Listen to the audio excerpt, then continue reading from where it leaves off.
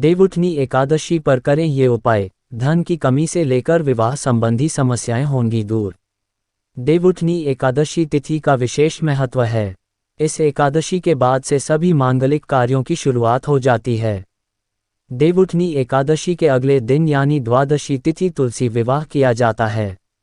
यदि आप अपनी समस्याओं से मुक्ति पाना चाहते हैं तो ये दिन आपके लिए बहुत ही महत्वपूर्ण होगा। समस्याओं से मुक्ति के लिए आप देवउठनी एकादशी के दिन ये उपाय आजमा कर देखिए। देवउठनी एकादशी कब है जानिए। कार्तिक माह की शुक्ल पक्ष की एकादशी तिथि का प्रारंभ 22 नवंबर को रात्रि 11:03 पर हो रही है। साथ ही इसका समापन 23 नवंबर को रात 9:01 पर होगा। उदया तिथि के अनुसार 23 नवंबर को देवउठनी एकादशी मनाई जाएगी। इस दिन मिलेगी भगवान विष्णु की कृपा। एकादशी तिथि के दिन भगवान विष्णु की कृपा प्राप्ति के लिए पानी में एक चुटकी हल्दी डालें और उससे स्नान करें। साथ ही इस दिन पीले रंग के वस्त्र अवश्य ही पहनें, क्योंकि पीला रंग भगवान विष्णु का प्रिय माना गया है। ऐसा करने से आपके ऊपर भगवान विष्णु की कृपा बनी रहती है। धन की कमी को करेंगे दूर। एकादशी के दिन भगवान विष्णु को पहले शंख में गाय के दूध भरकर स्नान कराएं। इसके बाद गंगाजल से स्नान कराएं। ऐसा करने से व्यक्ति की आर्थिक समस्याएं दूर होती हैं। भगवान विष्णु की पूजा के दौरान ओम नमो भगवते वासुदेवाय नमः मंत्र का जाप करें। इससे जीवन में आ रही परेशानियां दूर होती हैं। भगवान विष्णु की पूजा में शुद्ध घी का दिया जरूर जलाएं और भोग में तुलसी दल रखकर अर्पित करें। इस दिन पूजा अर्चना करने से जल्द ही बनेंगे शादी के योग। यदि किसी जातक को विवाह आदि में समस्याओं का सामना करना पड़ रहा है तो वह भी देवउठनी एकादशी के दिन कुछ उपाय करे। इसके लिए विष्णु जी की पूजा के दौरान उन्हें केसर, पीले चंदन या हल्दी का तिलक लगाएं। इसके बाद उन्हें पीले रंग के फूल अर्पित करें। इससे जल्द ही विवाह के योग बनते हैं। सभी मनोकामनाएं होती हैं पूरी।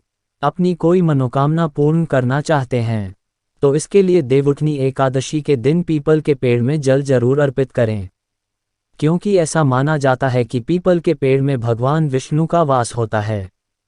कैसे हुआ भगवान विष्णु और तुलसी का विवाह, यहाँ जानिए। पौराणिक कथा के अनुसार प्राचीन काल में जलंधर नाम का राक्षस बहुत ही शक्तिशाली था। इंसान हो या देव, कोई उसे हरा नहीं पाता था, क्योंकि उसकी पत्नी वृंदा बहुत ही पतिव्रता थीं और इसी प्रभाव से जलंधर अजेय हो रहा था। जब जलंधर की बढ़ती शक्ति से देव परेशान हो गए तो वो भगवान विष्णु की शरण में पहुंचे। तब सबने मिलकर समाधान निकाला कि वृंदा के पतिव्रत को नष्ट करके ही जनता को जलंधर के प्रकोप से मुक्ति दिलाई जा सकती है। ऐसे में भगवान विष्णु जलंधर का रूप लेकर वृंदा के पास गए और उसे स्पर्श किया, जिससे वृंदा का पतिव्रत टूट गया और जलंधर की शक्ति कमजोर हो गई। इसी बीच भगवान शिव ने जलंधर को युद्ध के लिए पुकारा और उसका वध कर दिया। भगवान विष्णु की भक्त वृंदा को जब पता चला कि छल से उनका पतिव्रत धर्म तोड़ने वाले उसके आराध्य भगवान विष्णु ही हैं और इसी छल से उसके पति का वध किया गया है, उन्होंने क्रोध में भगवान विष्णु को पत्थर में बदल जाने का श्राप दे दिया। इस श्राप से भगवान विष्णु पत्थर के विग्रह यानी शालिग्राम में बदल गए। तब मां लक्ष्मी ने वृंदा से आग्रह किया कि वो अपना श्राप वापस ले लें। मां लक्ष्मी की अपील पर वृंदा ने भगवान विष्णु को श्राप से तो मुक्त कर दिया, लेकिन उन्होंने खुद का आत्मदाह कर लिया।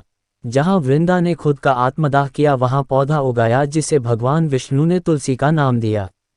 भगवान विष्णु ने कहा कि मेरा रूप हमेशा इसी विग्रह यानी शालिग्राम में रहेगा और इसकी सदैव तुलसी के साथ पूजा की जाएगी।